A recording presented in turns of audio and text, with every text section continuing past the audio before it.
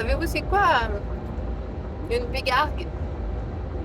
Quelqu'un m'a appris ça il y a une couple d'années. Une pigargue, c'est une pie, donc un oiseau. Bla bla bla bla. Puis quand il chante, ça sonne comme il se gargarise. Mais cet oiseau-là, il est surtout connu sous l'appellation aigle à tête blanche. Je pense que c'est un emblème des États-Unis, puis ça m'étonne pas parce que si on le dit en français, la langue des oiseaux, la langue des pirates, c'est un aigle à tête blanche. Si on le dit en québécois, c'est un aigle à tête blanche. Nous autres, on parle de même, les Québécois, on dit un aigle. On peut se forcer et dire un aigle, mais quand on parle vite, ça a bien des chances de sortir comme un aigle à tête blanche. Puis, je trouve ça intéressant parce que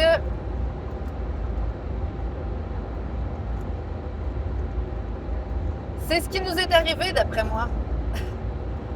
Quand on a restarté les industries, dans le temps de Benjamin Franklin et sa clique,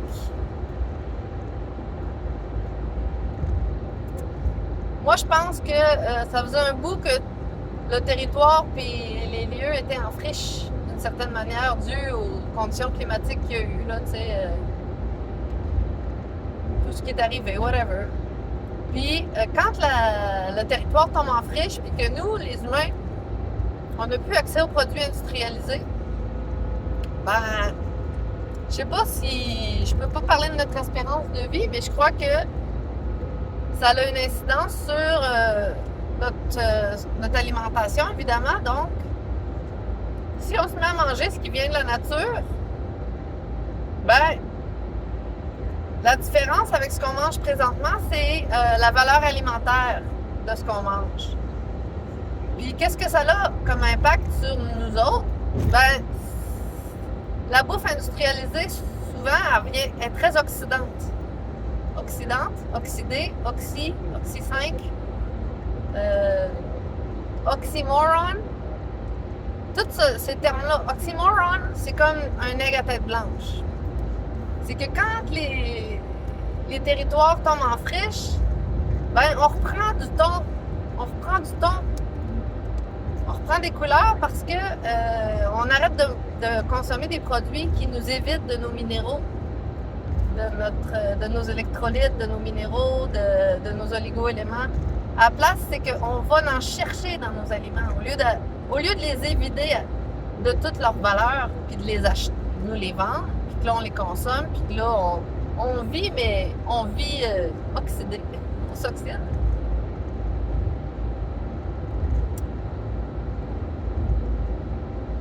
Tu sais, je perds un peu mon idée, mais bref.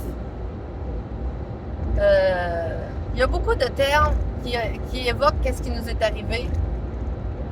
Je sais pas pourquoi c'est interdit qu'on nous l'apprenne à l'école. Je sais pas, je comprends pas. Mais il y a eu des phases, des ères, puis il y aurait eu une ère où est-ce que, une période où est-ce que il y a des périodes où est-ce qu'il n'y avait pas les industries en marche. Il est arrivé mud floods, des choses comme ça. La Grande-Calédonie puis la Petite-Calédonie qui a honné du monde. Puis quand ça a recommencé, après, ben, ceux qui ressemblaient aux gens d'avant, à ceux qui étaient plus foncés, là, quand ça a recommencé, puis que là, ils se sont mis à peupler avec des Blancs, ceux qui ressemblaient aux gens d'avant, aux gens d'hier, les AKA, tu sais ce que ça veut dire? AKA, ça veut dire, mettons que moi j'ai un surnom, c'est Lily, AKA Anne-Marie. Tu sais, c'est comme pour dire que ça revient à dire que c'est moi. AKA, c'est la même chose que... Fait que les Acadiens, c'est ceux qui ressemblent à ceux qui étaient là avant. Ils ont été déportés. Parce que là, on repeuplait dans une autre tonalité de nouveau Bronze Age, l'âge du nouveau bronzage. Il y a beaucoup d'indices dans notre langue, dans nos expressions. Oxymoron en anglais, c'est quand tu traites quelqu'un d'ostine-moron finalement. Mais oxymoron, ça comporte les deux termes. Le terme qui évoque le fait d'oxyder, d'être oxydé, puis d'être un marron. Fait qu'un marron oxydé, oxymoron, tu comprends? C'est une insulte. Il il y a eu beaucoup de propagande, puis beaucoup d'oxydation, beaucoup de traitement de la peau, beaucoup de traitement de nos peaux par les postes de traite qui sont devenus, tous les commerces qu'on connaît aujourd'hui, qui nous nourrissent, qui nous vendent des produits transformés alimentaires, médicaux et tout ça, et divertissement pour les sens. Fait que c'est ça, je voulais juste mentionner qu'un aigle à tête blanche, c'est pas pour rien que c'est le symbole des États-Unis.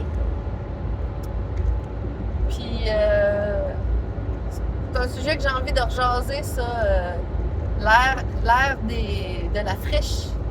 Parce que l'Afrique, c'est la friche. C'est quand que les industries sont pas là pour... tu sais, si tu regardes les zones non industrialisées, c'est la friche. Comme quand tu laisses tomber une terre en friche. Oxymoron, un aigle à tête blanche, c'est tous des termes. Il faut juste y aller avec la phonétique puis oser croire que c'est vrai que ça existe, ce phénomène-là.